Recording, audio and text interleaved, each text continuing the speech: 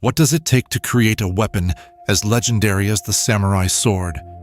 The katana is often seen not just as a tool of war, but as the soul of the samurai, a symbol wrapped in centuries of tradition, discipline, and artistry.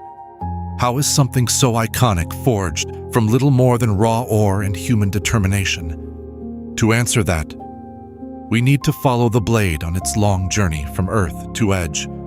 Let's begin at the very start. In the riverbeds and mountains of Japan, where artisans seek a unique kind of iron sand called Satetsu. Satetsu is not your ordinary iron. It contains the right balance of impurities to create the distinct steel needed for a katana. In centuries past, this sand would be painstakingly gathered, washed, and sorted, a ritual in itself, reminding us that any masterpiece begins with careful choice of materials.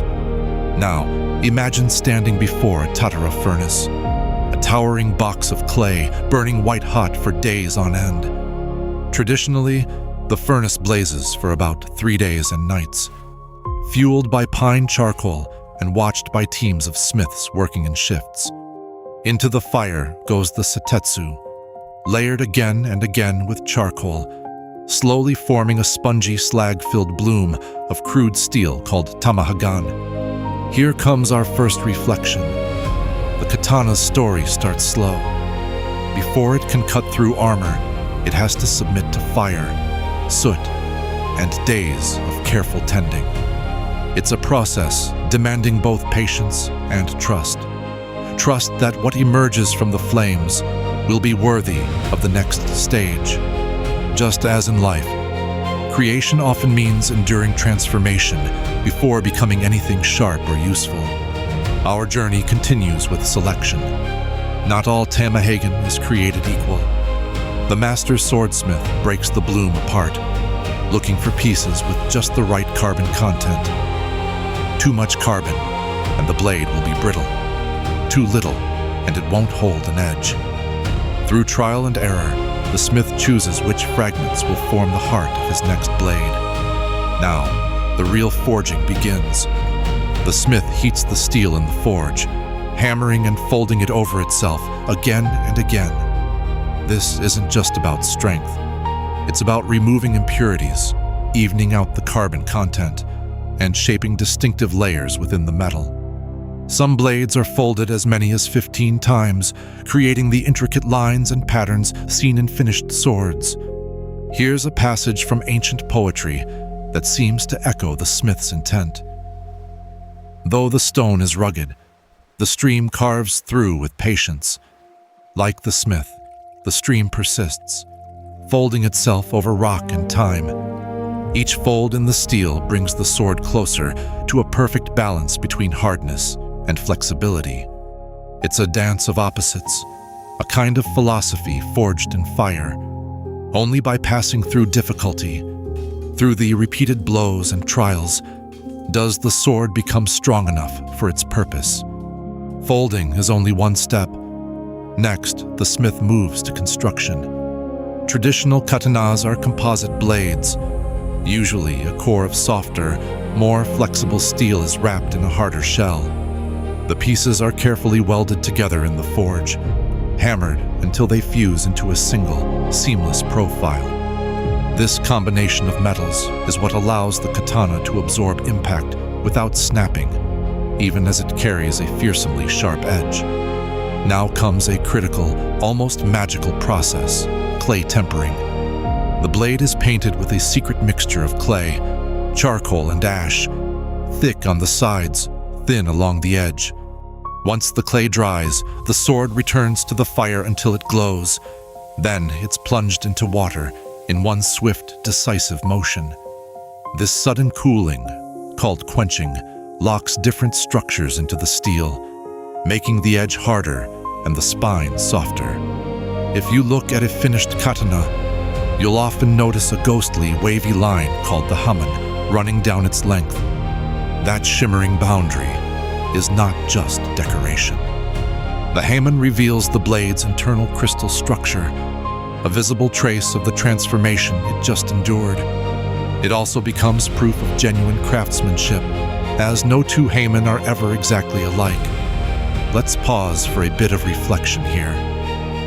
Swords are often described in terms of their lethality, but in Japanese tradition, the process of making a blade is as much about respect for nature and form as war. By shaping earth, air, fire, and water, the smith weaves the world into the blade itself. Each layer, each hammer blow, adds not only strength but spirit, a fusion of patience, discipline, and hope. Polishing is next. And it might surprise you to learn that polishing a katana can take nearly as long as forging it. Using a progression of finer and finer stones, a skilled polisher reveals the sword's curves, lines, and shimmering Hamon. This is more than sharpening. It's about transforming a lump of metal into something that both looks and feels alive. The polisher checks the lines over and over, bringing out the sword's geometry until every reflection and angle is intentional. The goal is not simply to create beauty for its own sake, but to honor the labor that preceded it.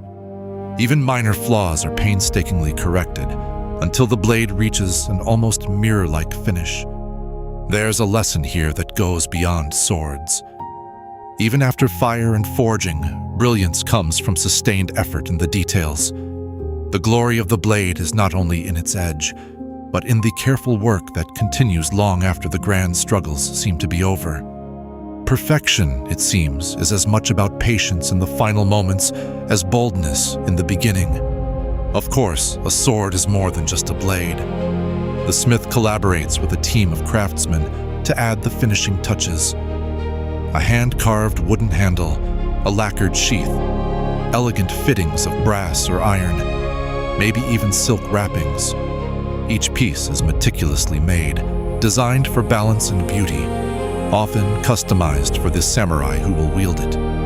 Once assembled, the completed katana is presented with ceremony. It's more than an object. It carries the blood, sweat, and spirit of everyone who played a part in its creation. In some traditions, a new sword might even be tested for sharpness by slicing through bundles of bamboo or even armor plates. Let's reflect once more. In every stage, gathering ore, forging, tempering, polishing, assembling, the sword is shaped by both human hands and natural forces. The craftsmanship is evident in every detail, but so is the humility required to submit to processes bigger than oneself. The perfect katana is not just born from willpower, but from a kind of partnership with the world it comes from. There's a famous line that hangs in the air at the end of this journey. A sword is the soul of its maker. That soul isn't forged in a single swing of the hammer, but in 1,000 careful, patient choices. The katana becomes more than a weapon. It's an expression of discipline, artistry, and hope passed carefully from one generation to the next. In today's world, it's easy to think about weapons purely in terms of function. But in the traditional Japanese smithy, the making of a sword was an act of meditation and connection. The smith's legacy was his ability to balance sharpness and strength, beauty and utility, the heat of the forge with the coolness of reflection. Even now, modern swordsmiths in Japan use many of these same techniques.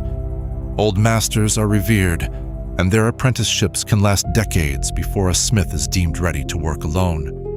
Each new sword is both a tribute to the past and a promise to the future. Let's close by returning to the vision of that glowing forge. All it takes is a handful of iron sand, charcoal, and centuries of tradition, but also hands skilled enough to listen to the material, humble enough to let it transform, determined enough to see the process through. So next time you see a gleaming katana, remember, behind every polished curve and razor edge is a story of earth and fire, patience and precision, softness and strength. The making of a samurai sword is more than tradition. It's a living lesson in how true mastery takes form, one step at a time.